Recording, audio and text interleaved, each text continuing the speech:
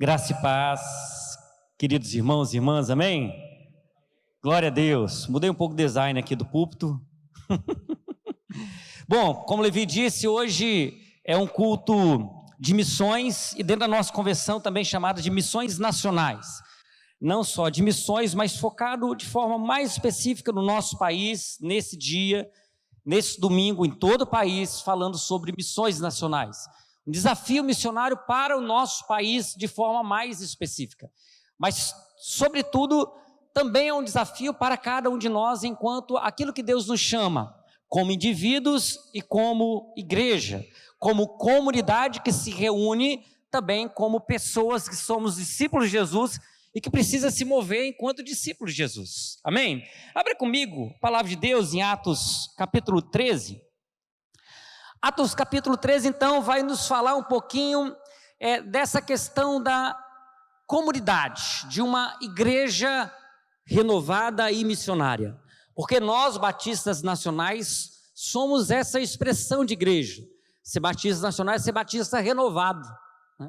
É ser uma igreja renovada. Mas não somente uma igreja renovada, mas uma igreja também missionária. E talvez Atos capítulo 13 seja um dos melhores exemplos ou modelos de uma igreja renovada e missionária. Uma igreja, uma comunidade que nos desafia, nos convida e nos chama para caminharmos e pensarmos como grande família em enviar e sermos enviados para aquilo que Deus tem para nós. Quem achou aí? Diz amém. Glória a Deus.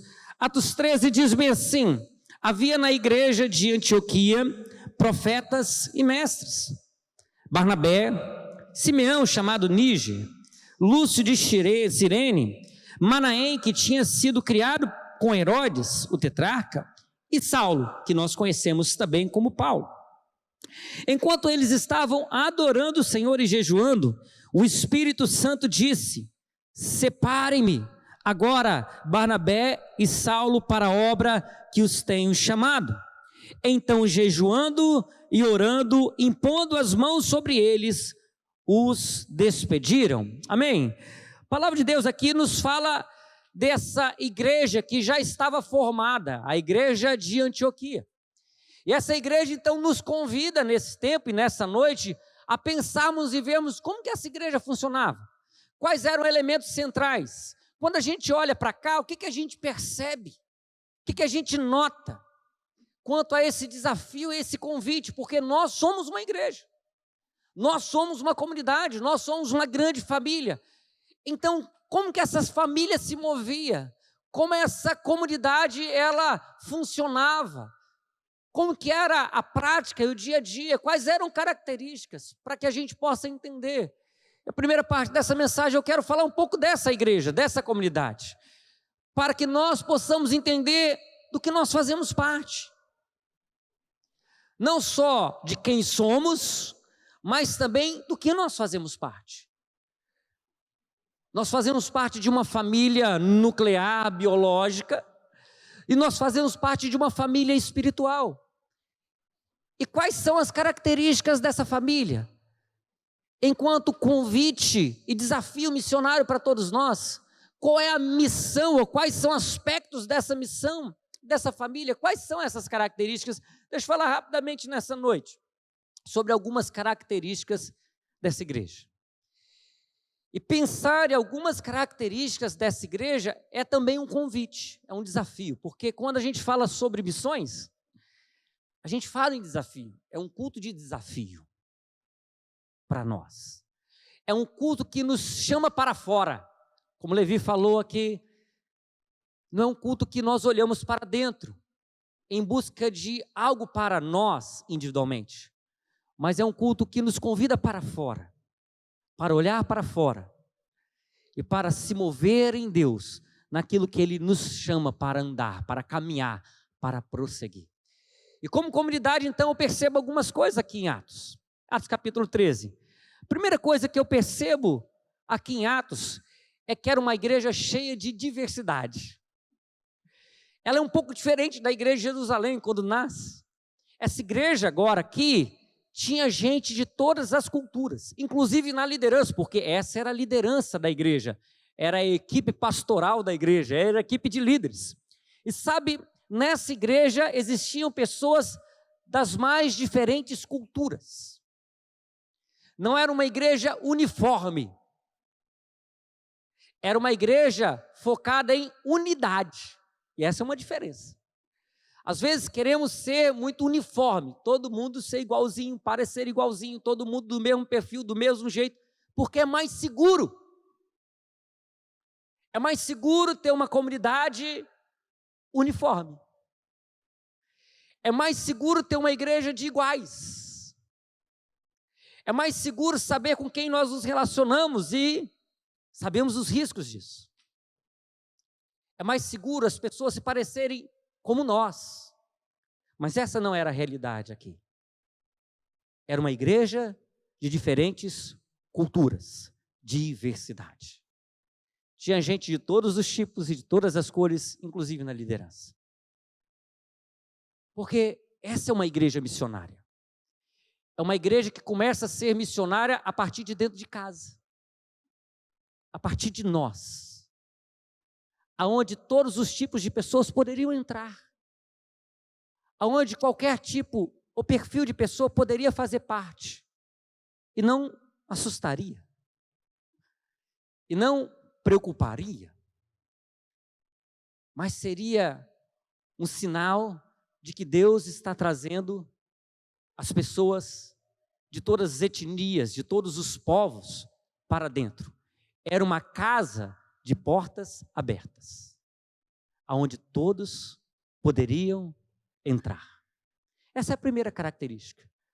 Aqui está dizendo que cada um deles, e muitos deles eram de diferentes culturas, era uma igreja absolutamente gentílica para os gentios. Era uma igreja que tinha pessoas, apesar de ter judeus cristãos convertidos, apesar de ter judeus helênicos convertidos, existiam povos, pessoas de outras etnias. Por isso, a primeira característica de uma igreja missionária e renovada, é que é uma característica de unidade na diversidade. Prezava pela diversidade, eles eram um em meio à diversidade. Quem entra na sua casa? Quem entra na sua família? Quem você permite fazer parte das suas relações? Porque nós somos naturalmente protecionistas. Nós somos voltados à proteção quanto àquilo que é nosso. Nossos bens, nossa casa, nossos filhos, somos protecionistas. Mas o convite é um convite para a diversidade. É um convite para a abertura. É um convite para os diferentes. Essa é a primeira característica de uma igreja renovada e discipulada, renovada e missionária. Segunda característica é porque era feita de discípulos. Aliás, quando ela nasce, não sei se você sabe, a primeira vez que os cristãos, os discípulos, são chamados de cristãos é justamente em Antioquia, no nascedouro dela. 2 capítulos atrás, no nascimento dessa igreja. Barnabé, então, é enviado pelos apóstolos de Jerusalém para ir a Antioquia, porque o Espírito Santo estava se movendo nessa cidade de Antioquia. E então, Barnabé chega até lá e começa a ministrar o povo. E aquele povo começa a se converter, aquele povo começa a conhecer o Senhor, aquele povo começa a ser transformado. E a transformação é tal que as pessoas olhavam para eles, olha, eles parecem com Jesus, eles parecem com o Cristo, por isso chamaram cristãos. Foi a primeira vez. Eles eram discípulos genuínos, não só em palavras, mas em atos, e não eram eles que falavam que eram, os outros diziam, eles são discípulos, eles são cristãos. Havia clareza que aquele povo era discípulo de Jesus, era uma igreja feita de discípulos. Isso é fantástico. Quando os outros olham para nós e dizem, eles são, eles realmente são. Isso é tremendo. Terceira característica que eu vejo nessa passagem, que era uma igreja missionária. Não uma igreja missionária só de fazer atos de compaixão, porque isso é importante. O que é ato de compaixão? É quando a gente se move para atender as necessidades dos outros. Isso era claro na igreja de Antioquia. Mas era uma igreja que enviava também as pessoas. Eu tive o privilégio de ter pastoreado ou ser parte da equipe pastoral de várias igrejas. E tive o privilégio da minha história de ser enviado várias vezes. O poder do envio. A poder do envio. E como é lindo, como é maravilhoso ser enviado. Mas a quem enviamos? A quem queremos realmente enviar? Ou melhor, a quem não enviaremos? Sabe a característica de Antioquia? Que ela enviava os seus melhores. Ela não era uma igreja egoísta, era uma igreja totalmente abnegada, que enviava os seus melhores. Pense comigo nessa noite aqui. Os melhores, não os melhores porque eram melhor do que outro, enviavam aqueles que eram seus líderes principais. Não enviavam somente jovens que de repente estavam cheios de paixão, iam para missões. Então vamos, envia. Capacita e envia. Eles enviaram seus líderes. Barnabé, naquele momento, era o pastor da igreja. Era como Levi. E tinha Saulo, que daquela equipe era o mais novo, mas nós sabemos quem Saulo ou Paulo se tornou. O potencial dele é extraordinário. Sabe, essa igreja enviou com alegria. E sustentou, enviou e sustentou. Se tornou base fundamental para os seus melhores. Vocês enviariam Levi? A quem nós não enviaremos? Antioquia era uma igreja que enviava seus principais. Na minha experiência missionária, porque minha experiência é mais missionária, eu acho, do que qualquer outra coisa na minha vida, eu me converti em 92. Desde 2000, eu vivo mais como missionário, mesmo pastoreando algumas igrejas.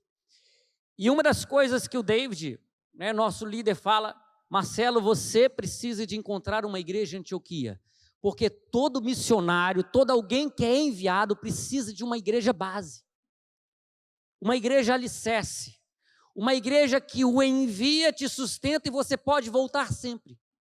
Na verdade, não é que você sai dela, você é enviado, mas permanece nela. Você é parte dessa igreja enquanto está indo. E você pode estar em outros países, em outros estados, em outras cidades, você é parte, você é o agente de Deus dessa igreja nesse lugar, você é o braço, onde a igreja não consegue ir fisicamente, essas pessoas vão e são parte, e sempre voltam, e são enviadas de novo, e voltam, e são enviadas de novo, uma igreja que envia, que mantém e que sustenta os seus melhores. Nossa cultura ocidental, infelizmente ou felizmente, somos partes dessa cultura. É uma cultura mais egoísta para nós, que quer ter sempre o que é de melhor para si, mas o princípio do reino é diferente. É quando nós damos o melhor, é que recebemos. É quando nós entregamos aquilo que temos de melhor, é que Deus então faz coisas extraordinárias. Mas nossa negociação muitas vezes individual e coletivamente com Deus, às vezes é o inverso. Nós queremos o melhor e enviar o que sobra. Deus nos dá muito, então nós vamos dar algo. Mas no reino de Deus nós damos o que é mais precioso, porque o Pai assim fez com o Filho. Ele enviou o que era mais precioso, e assim como Jesus foi enviado, assim também nós somos. Porque assim como o Pai envia o que há de mais importante, também ele convida seus discípulos a enviar aquilo que é de mais importante. Enviar o seu melhor. Talvez você pense, você que é pai e mãe, eu sou pai de 3 filhos. E de repente seu filho fala, olha, eu quero ir para o seminário, eu quero fazer. Não, meu filho, faz qualquer outra coisa. Não, meu filho, vai. Porque às vezes temos dificuldade de enviar o nosso melhor. Porque achamos que é nosso. Porque achamos que é nosso, pertence a nós. Mas a realidade não é essa. Tudo pertence a Deus. Desde o momento que nos tornamos discípulos, tudo pertence a Ele. E é Ele quem diz aquilo que devemos fazer com que pertence a Ele. Seja a nossa própria vida, aqueles que estão ao nosso redor e tudo que temos. Tudo pertence a Ele. É uma igreja que envia seus melhores. O que é mais importante, ela dá. Essa é a cultura de uma igreja renovada e missionária como Antioquia. Quarta coisa que eu percebo da igreja de Antioquia, é uma igreja que é guiada pelo Espírito Santo. Quem era o líder? Talvez você olhe e fale, olha, Barnabé estava na frente, era Barnabé.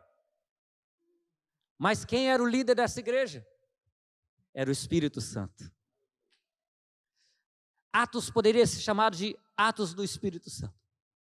Porque todo o livro de Atos é a ação do Espírito Santo agindo. E não sei se você sabe, o Espírito Santo faz coisas que a gente nem imagina.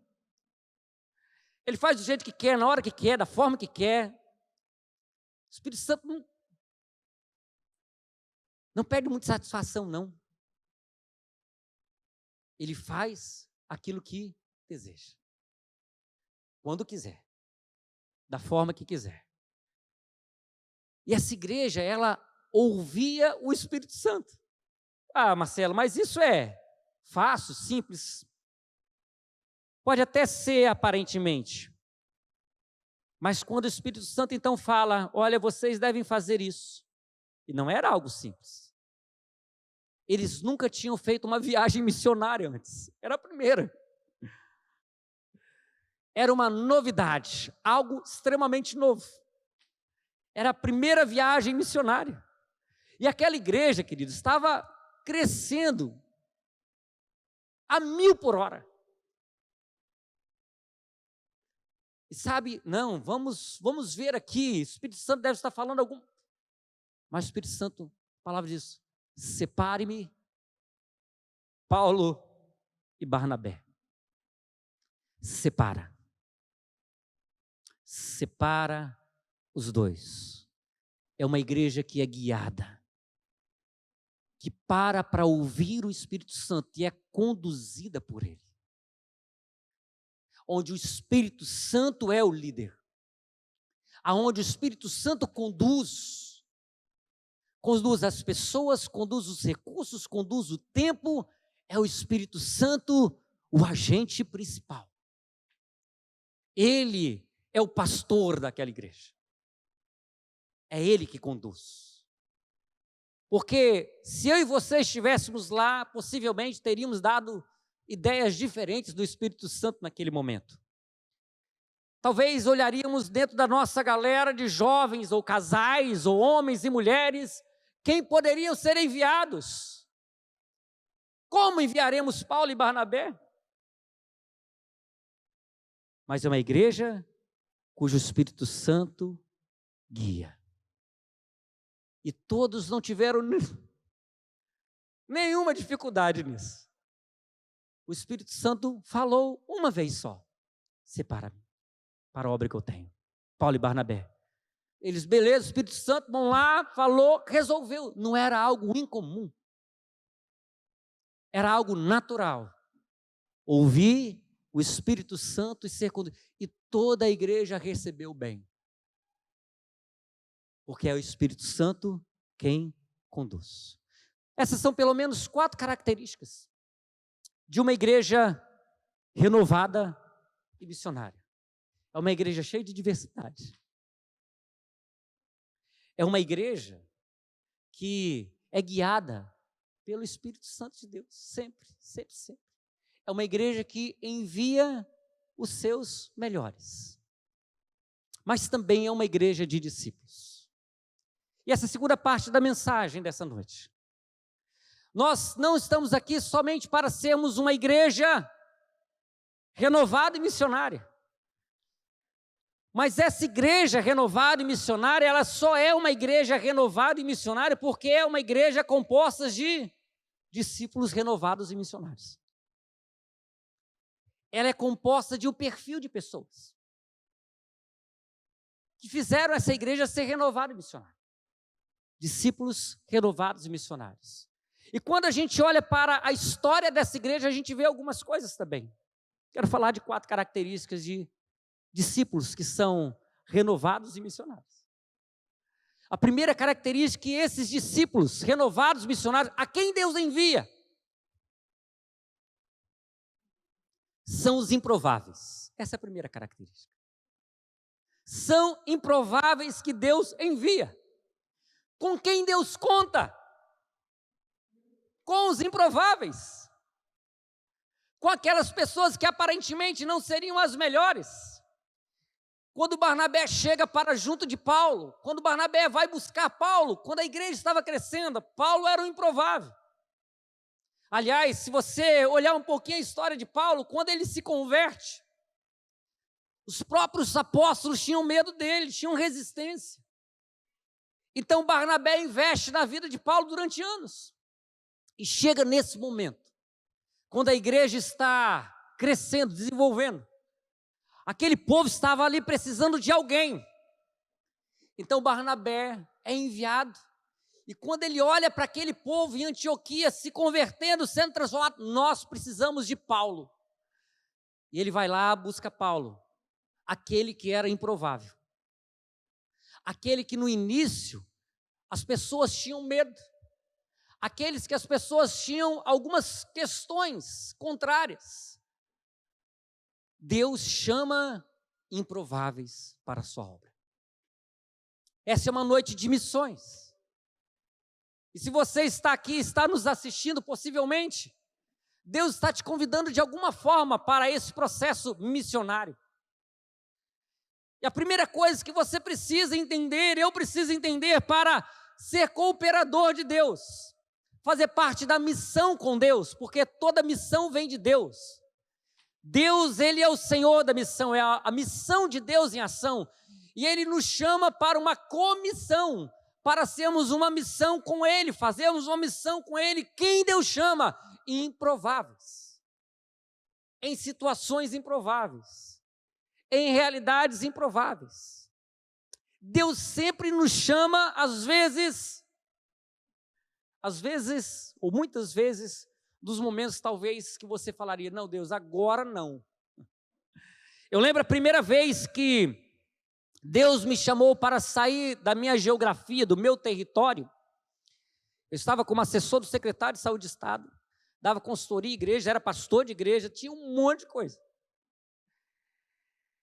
E aí então Deus me convida a largar tudo, abrir mão de tudo e começar do zero. Sem salário, dependendo de parceiros, que iria levantar. E as primeiras experiências, minhas expectativas não foram correspondidas. Não foram correspondidas. Mas Deus supriu todas as coisas da forma que Ele desejava. Porque Ele que guia, Ele conduz. Mas eu estava num momento improvável. Filho pequeno. E naquele momento improvável, Deus me chama. Deus chama minha casa, Deus chama minha família. E quantas outras vezes, em momentos improváveis, Deus chamou. Mas Deus não só nos chama em momentos improváveis. Deus chama pessoas improváveis. Porque eu era o improvável de Deus.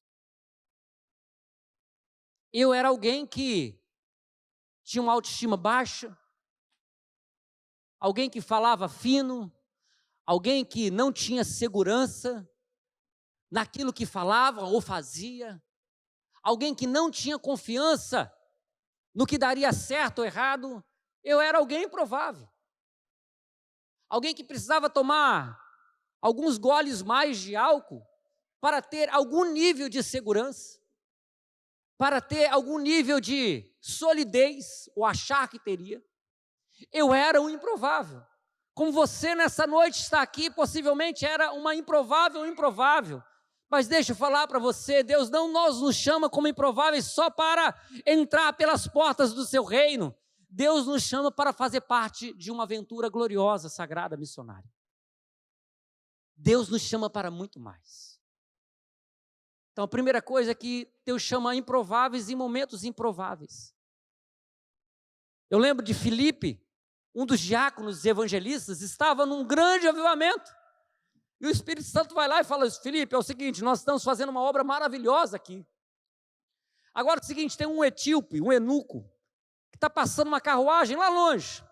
Vamos lá comigo, porque sua missão agora não é para a multidão, sua missão é para uma pessoa. E o Espírito Santo, então, muda a agenda de Filipe. Segunda característica quanto a pessoas improváveis. Segunda característica quanto a pessoas, missionários e renovados, discípulos renovados e discípulos missionários, é que eles são discípulos e discipulados em todo o tempo. Eles permanecem sendo discipulados. Eu não sei se tem, cadê quem me ajuda aqui com a escada? Por favor, pastor Edson. Sabe, nós precisamos às vezes mudar de paradigma. Sabe qual é o paradigma que às vezes a gente tem?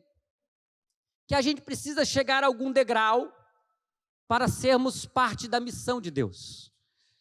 Eu vou pegar essa escada aqui como exemplo. Obrigado, Edson.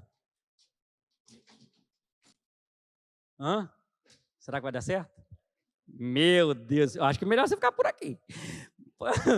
Então, nós às vezes achamos, queridos, que precisamos chegar a algum nível maior para sermos enviados para algum lugar. Para eu ser um missionário, uma missionária, fazer parte de uma missão. Vou mais um? A pessoa aqui na tela caindo, não é bom. A gente acha que tem que chegar a algum degrau maior.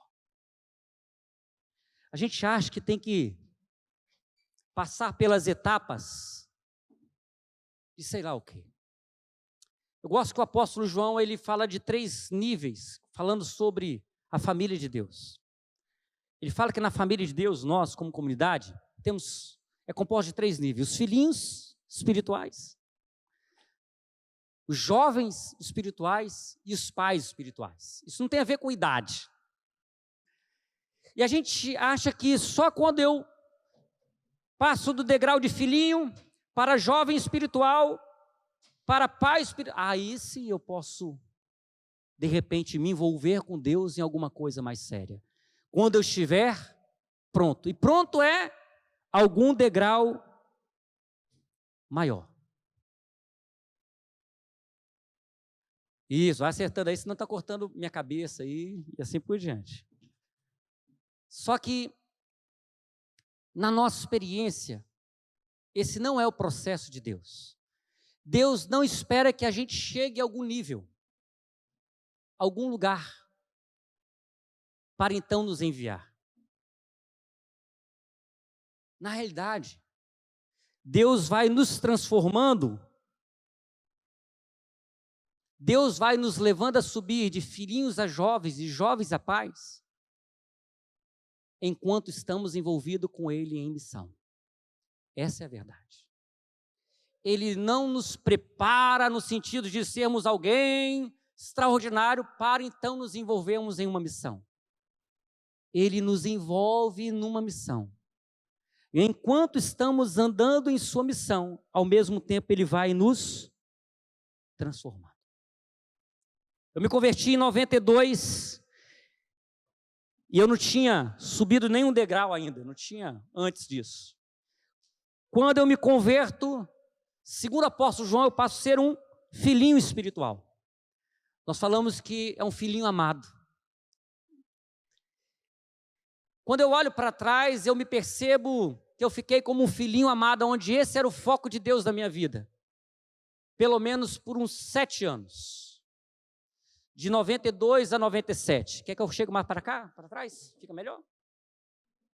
De 92 a 97, a 99, eu me entendia mais como um filhinho espiritual. Mas isso não quer dizer que eu fazia pouca coisa no reino. Não, fazia muito. Já era jovem universitário que trabalhava com jovens universitários, ajudava igrejas, já treinava líderes, presidia a igreja, mas sabe, o foco principal de Deus na minha vida ainda era que eu fosse um filhinho amado. E qual era o processo para Ele consolidar esse nível de maturidade em mim? Caminhar com Ele em uma missão, ou em várias missões.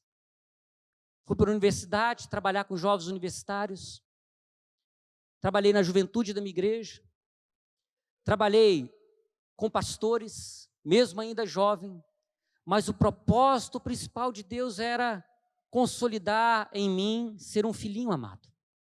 Alguém que entendia quem era o Pai e conhecia o Pai, porque é isso que o apóstolo João fala.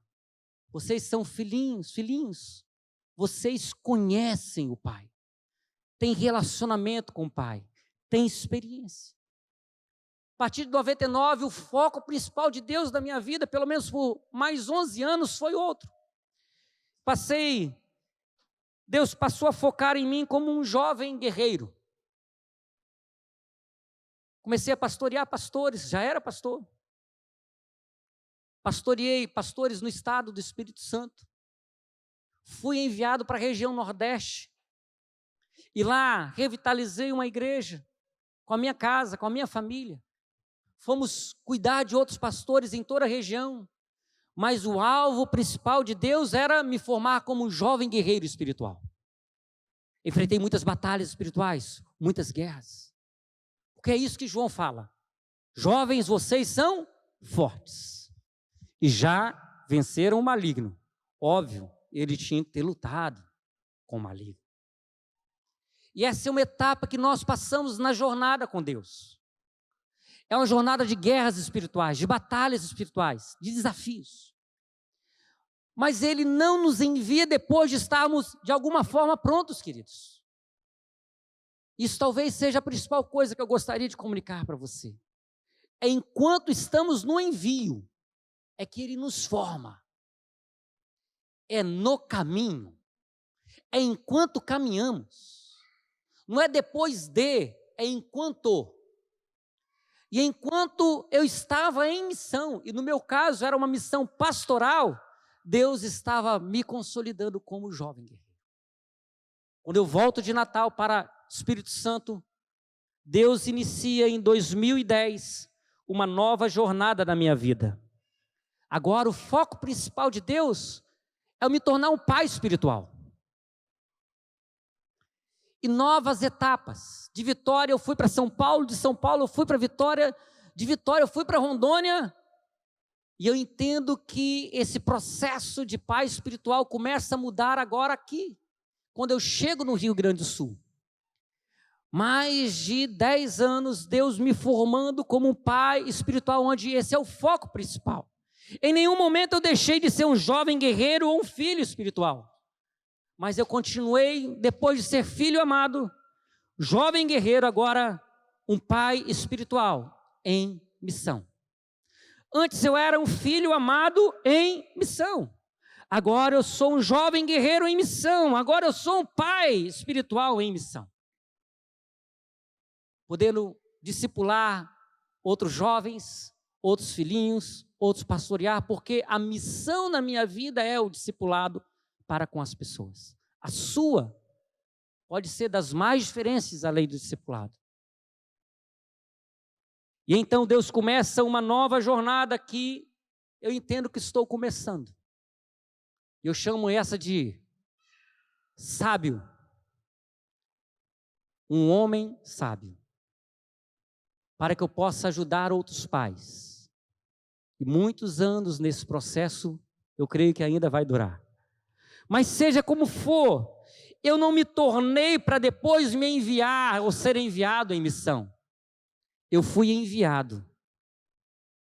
E enquanto somos enviados, Deus nos transforma. Enquanto somos enviados. Vou fazer uma pergunta para você.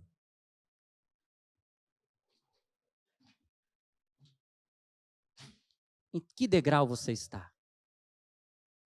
Como jovem, espiritual, guerreiro, batalhando, guerreando, como filhinho, filhinha amada do Pai?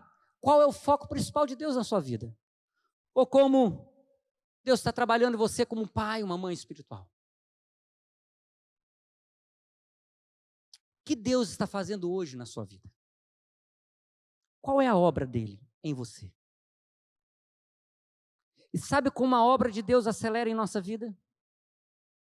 Quando estamos em missão com Ele. É quando nos envolvemos com Ele, naquilo que Ele está fazendo. O Pai está trabalhando. Então, como eu me envolvo com o Pai naquilo que Ele está trabalhando, o Pai então vai me transformando. Marcelo, é assim? Marcelo, não é assim? Meu filho, é por aqui, mas eu preciso estar envolvido com Ele onde Ele está. Em sua missão. Porque grande parte das nossas limitações enquanto jornada missionária é o entendimento limitado de que só podemos nos envolver em missões depois que. Quando a realidade é, enquanto caminhamos, devemos nos envolver. Primeira característica de cristãos, discípulos renovados e missionários, são improváveis. Segunda característica é porque estão sendo discipulados o tempo todo. Em toda a jornada, sendo discipulados e andando como discípulos. Terceira característica de discípulos renovados e missionários. Eles já entregaram tudo para Deus. Eles entregaram tudo. Você diria não para Deus hoje, para alguma coisa? Se Ele lhe pedisse? Se Ele falasse para você? Qual seria o grande confronto? Eles já entregaram tudo. Paulo e Barnabé tinham entregado tudo. Eles tinham chegado naquela igreja, desenvolvido aquela igreja, os líderes daquela igreja, uma igreja enorme, se não a maior, uma das maiores igrejas daquele momento. Mas eles já tinham entregado tudo. E simplesmente foram. E simplesmente se permitiram ser enviados, deixando tudo que precisava deixar. E aqui eu não estou falando que você precisa deixar tudo para ir para um outro país, outro estado, não. Porque quando eu estava como filhinho amado, a obra era na universidade. Era nas empresas que eu dava consultoria, era na juventude da minha igreja, com outros jovens de outras igrejas. Mas a partir do momento que eu me entregava mais para a jornada, mais Deus me transformava. Quarta e última característica, eram pessoas guiadas pelo Espírito Santo. Guiadas pelo Espírito Santo. Não somente entregaram tudo a Deus, mas eram guiadas. Como nós lemos, Paulo e Barnabé, assim como os demais ouviram, separam eles, porque vou enviá-los. E enviaram. Essa foi a primeira, mas tiveram várias viagens missionárias, e uma delas, a segunda. Paulo está em Troade. E o desejo dele, a paixão dele de fazer a obra missionária é tão grande, de proclamar o reino de Deus é tão grande, de falar de Jesus para as pessoas é tão grande, que ele tinha algumas estratégias, algumas cidades alvos, países alvos. E quando ele estava para ir para lá, Deus impedia o caminho dele. E depois ele tentou um outro caminho e Deus impediu. Então ele parou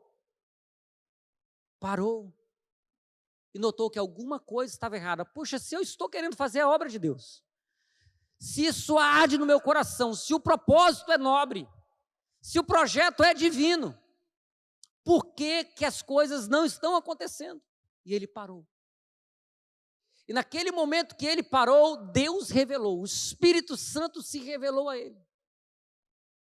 Se revelou através de uma visão.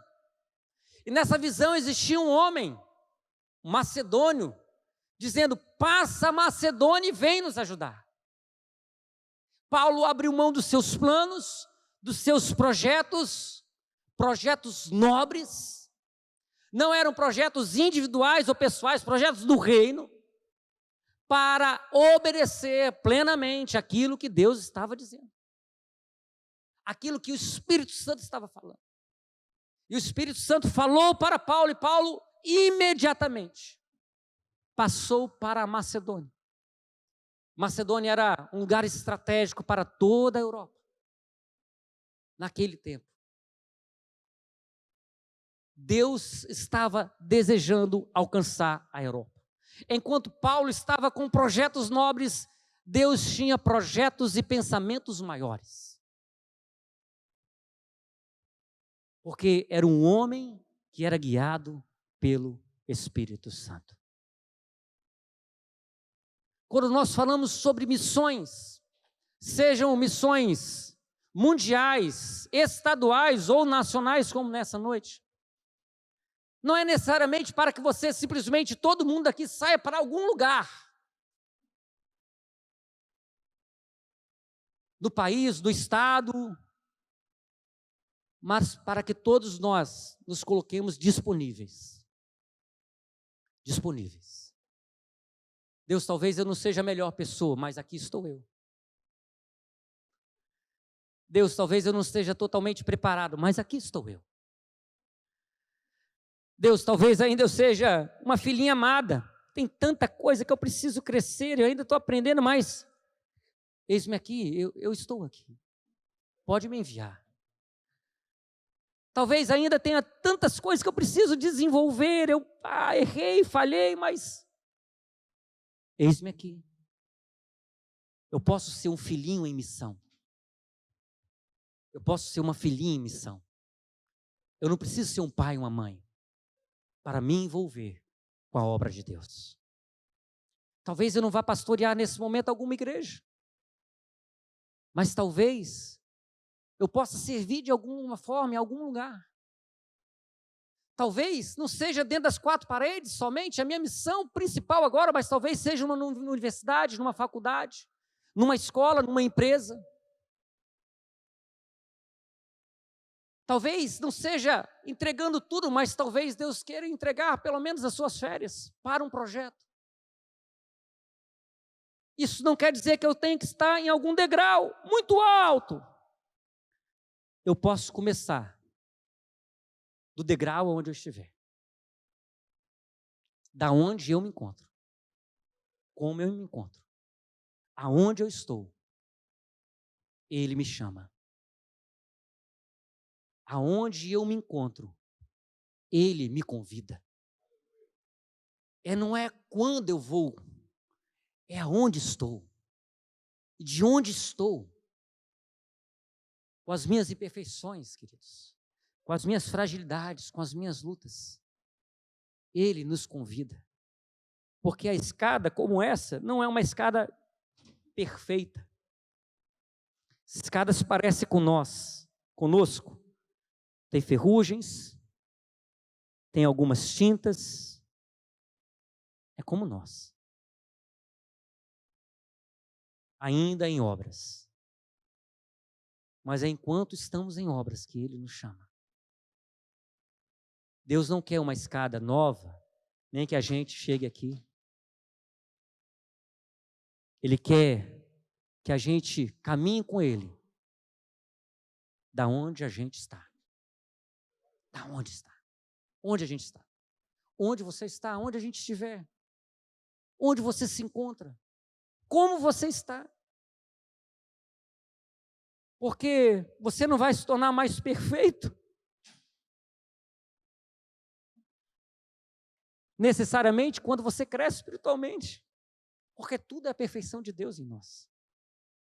As batalhas não diminuirão, só aumentarão. Paulo já era um grande homem, usado por Deus, já tinha alcançado muitas coisas para Deus, mas ele tinha batalhas enormes. A ilustração dessas batalhas enormes, muitas vezes, era o que é chamado de espinho na carne. Porque, às vezes, queridos, presta bem atenção, quanto maior é a obra de Deus em nossa vida, são maiores as batalhas. E, às vezes, são mais desafiadoras as nossas fraquezas. A vulnerabilidade não vai deixar de existir. Às vezes, elas se tornam mais desafiadoras. Quanto maior for a obra de Deus. O processo de vulnerabilidade nos leva a quebrantamento. Porque quando crescemos na jornada, se não houver quebrantamento e circunstâncias de quebrantamento, ou nós paramos e nos assentamos em algum lugar, ou nos orgulhamos do que já alcançamos. As lutas vêm, as lutas virão, para nos ajudar na jornada. E enquanto subimos o degrau do processo espiritual de Deus em nossa vida, também estamos em missão com Ele. Nem sempre acertamos, como Paulo, apesar de projetos às vezes nobres. Às vezes o Espírito Santo vai precisar nos parar, reorganizar a nossa agenda. Como nós cantamos no início, às vezes nós vamos precisar voltar àquilo que é essencial. A essência.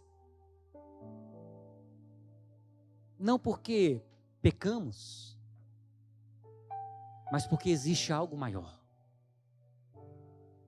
Maior do que as nossas próprias vidas. Até dos nossos projetos nobres. Há pensamentos maiores de Deus a nosso respeito. Há sonhos maiores de Deus a nosso respeito. Há planos muito maiores. Nós chegamos aqui aproximadamente 1 ano atrás.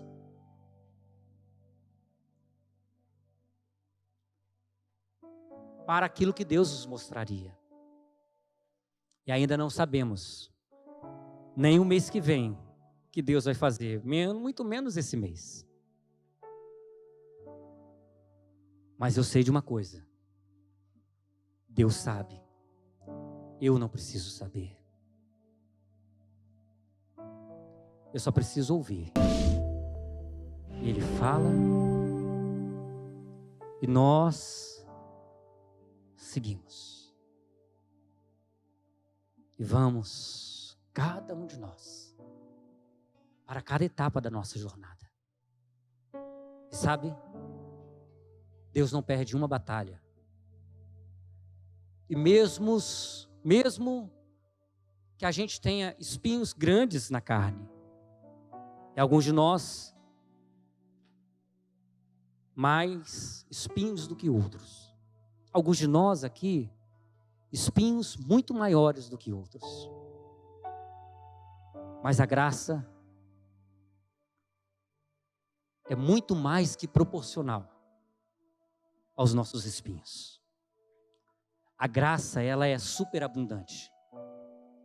E ela vem tirar todos os espinhos, ou pelo menos cuidar de nós, enquanto lidamos com os espinhos da carne.